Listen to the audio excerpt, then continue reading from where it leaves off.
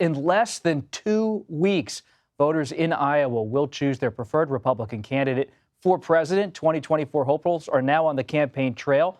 They're looking to cut into former President Donald Trump's commanding lead in the polls. And joining us today, Finn Gómez and Aaron Navarro. Finn is CBS News' political director. Aaron is a CBS News campaign reporter. Great to have you both with us. Aaron, you're out there on the campaign trail. It looks like the state capitol is right behind you. The governor there has endorsed Ron DeSantis, the Florida governor, but that hasn't given him the lead in any recent poll. But he's still feeling pretty confident on the ground. What gives his campaign that sort of confidence at this time? Well, I think his campaign is trying to outwork the competition, per se. They think that voters on January 15 will reward the full Grassley they did, kind of the grassroots operation they've grown, making sure that they have someone to speak on their behalf at every precinct on January 15th. They think that that work will help them overperform on caucus night. Now, DeSantis, when you ask him, he says he is going to win the Iowa caucus. But from talking to his allies, they just want a close second, at least within the 10 points. But one thing the DeSantis campaign is aware of is Nikki Haley, who's kind of right on his tail here in Iowa and leading him in New Hampshire. A close second. Finn, it's hard to see what a close second would do for anybody at this point. What does that mean? Within 10 points, is that a close second? Everyone seems to want to manage expectations a few weeks out from Iowa. But you talk to the Trump campaign all the time, Finn. You talk to Trump's allies on the ground in Iowa. It seems like Trump is now not taking Iowa for granted. In every recent speech, he's telling people, don't stay home. Don't think you have to caucus. You can't just watch this on TV, he said in one recent speech. Do they feel a little bit of heat in the Trump orbit about Iowa, that DeSantis, even if he has stumbled, the Florida governor has this ground operation, as Aaron has outlined? Do they feel that some of that evangelical support that has long been there for Trump might be soft? What's your read behind the scenes? Not publicly, but what are you hearing really behind the scenes from the Trump people? I think they have a recollection to 2016 and that cycle, Bob. And specifically, they didn't want to get out math. They didn't want to get out strategized, if you will. You know, so even before really where we are now, just 13 days away from the Iowa caucuses, the first nominating contest, right? They were preparing themselves by having more of a structural attempt to galvanize their supporters. That's why the commit to caucus events that they're holding is so important to them, they say, because they're trying to, they remember 2016. They remember when they were outperformed, right? And as you yourself have reported, there's been these upsets before in Iowa. We remember 2008, we remember 2012, 2016. There's a wide margin this time around, though, Bob. And if he gets, as Aaron mentioned, that 10-point difference, the Trump people say that they think it's at least 15 points or 12.5 points that he has to do as good. If he does 15 points or better, 12 points or better, DeSantis is out. That's enough of momentum to go to New Hampshire. I think there's something complicated there, Aaron, because you brought up, Aaron, Nikki Haley and how she's maybe coming up behind DeSantis in Iowa. And Finn just outlined what the Trump campaign's doing. You heard all of that. And that's really intriguing reporting.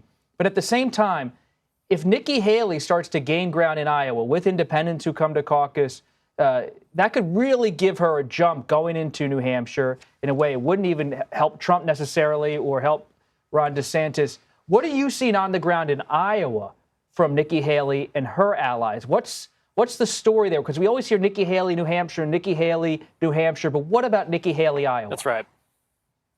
Well, it's notable that Nikki Haley's super PAC and her campaign are going to be the top spenders in terms of TV advertising here in Iowa. And just from, quick chats with her team, they're confident about the crowd size that they're getting. They're confident about, her town halls getting more recognition, local media, especially as she tries to build the kind of momentum she's seeing among the polls, maybe in New Hampshire, and do that here and cut into Ron DeSantis' lead. But on the ground, from covering DeSantis events, what I am hearing that is interesting is that voters that were usually considering DeSantis or Haley earlier in the summer, in the fall. They just want the Trump alternative. Now the crowd at DeSantis events tends to be more undecided Trump-DeSantis voters. And when I ask about Nikki Haley, they tend to say that, we like her, but we just don't think she can be president. And that's kind of these voters just tuning into this race, just tuning in when all these ads from the DeSantis and Haley camps and super PACs are going at each other. That's kind of what they know going into these events. And that's kind of permeated in terms of the support that voters at DeSantis events are telling me.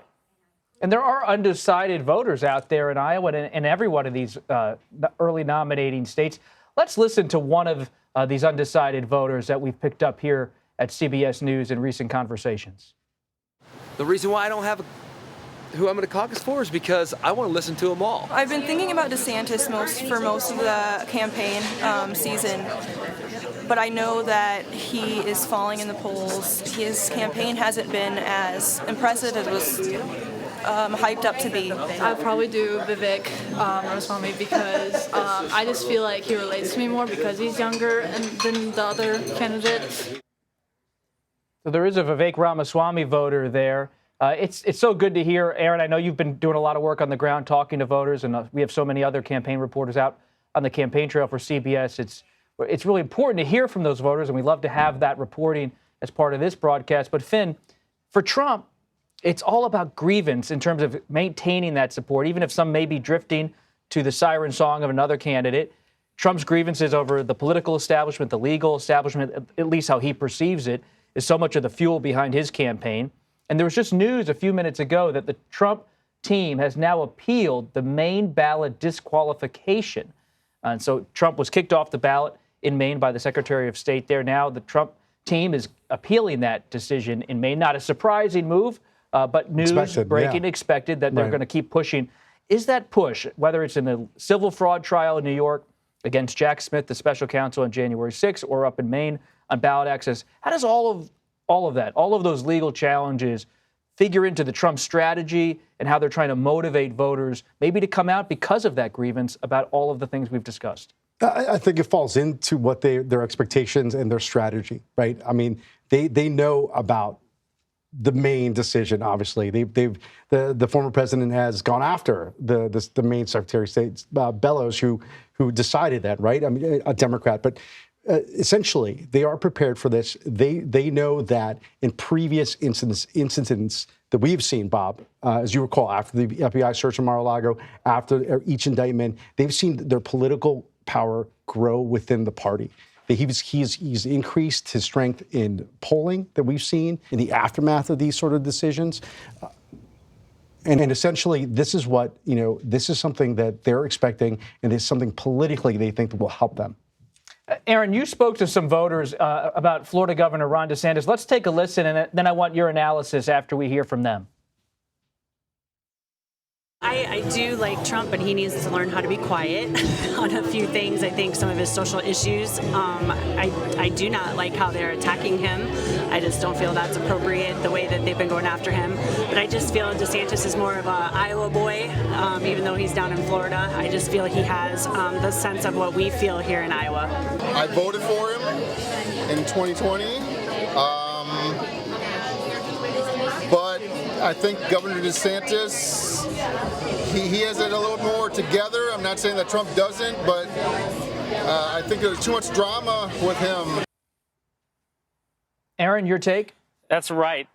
That's right. Drama. That's kind of been the underlying reason that people are curious about DeSantis or supporting DeSantis throughout Trump's legal cases as those continue to build and develop is drama. It's kind of the legal cases surrounding Trump.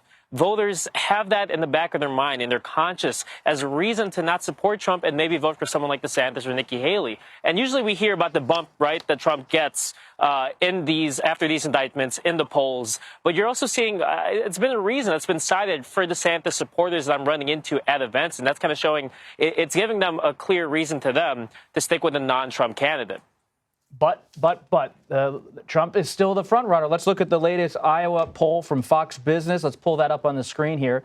You can see Trump's at 52% in this Fox Business poll in Iowa. Ron DeSantis, the Florida governor, 18%. Nikki Haley, close to DeSantis, as Aaron was discussing, coming up the side at 16%. Vivek Ramaswamy, he's not making the latest debate stage for the upcoming CNN debate. Chris Christie, though, the former New Jersey governor, at 3%, hasn't played in Iowa nearly at all. Finn Gómez, when you look at that, yes, Christie's not a player in Iowa, right. Okay? No one's expecting him to do well in Iowa. He hasn't been campaigning there in any significant way, if ever. Right. But he is a factor in New Hampshire. And all this talk about Nikki Haley maybe getting a little traction, maybe significant traction, it's complicated by Christie. How does Christie factor into New Hampshire? In terms of Haley, it's a collision course. It's the same voter, essentially, that she's appealing to, that he's appealing to. She needs those 10 points, roughly, that he's getting to help her bid in New Hampshire. What is also interesting about that, and what people close to the Haley campaign have told me, is that if she does well enough in Iowa, if she comes in like a close third, at least, to DeSantis, that could be enough to knock him out.